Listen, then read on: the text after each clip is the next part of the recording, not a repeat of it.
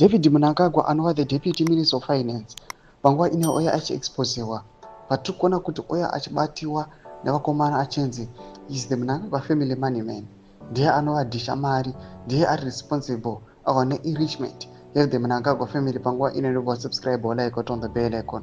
Timina Mchinji Radio maposa this picture amuri kuona awa David Mnangagwa obuda nyora chiti the Mnangagwa family money man. David Mnangagwa is the Deputy Minister of Finance for Zimbabwe. His father is Emmerson Mnangagwa, the sitting president of Zimbabwe. If this is not nepotism, what is?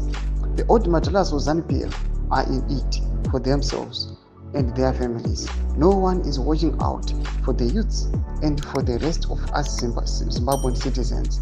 Only a young government will bring sanity to Zimbabwe. Ndomashwa anoya panapa kwa Mchinji Radio. Ichochi komita pamusoro pa the role iri kuwana David Mnangagwa. Lin M anoya zvekare anozikamwa as a social media critic with the ruling party ZANU-PF akapindo achiti David kuda kwashe Mnangagwa is the de facto minister for finance, handling all the dirty money shenanigans.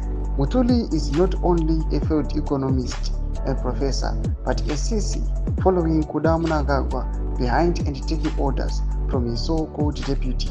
What a shame. As the Mafidi dynasty circle reaches the climax of madness, you will witness mashura chaiwo. Ndomashwa komendo pamusoro pa David Mnangagwa zvinzi aiwa muchaona mashura panguva ine achiuya panapa achiexposa ana Mutuli vachiti aiwa vandotora makomanzi ana David Mnangagwa anova deputy wake panguva ine anoti as the Mafidi dynasty conference it is being attained.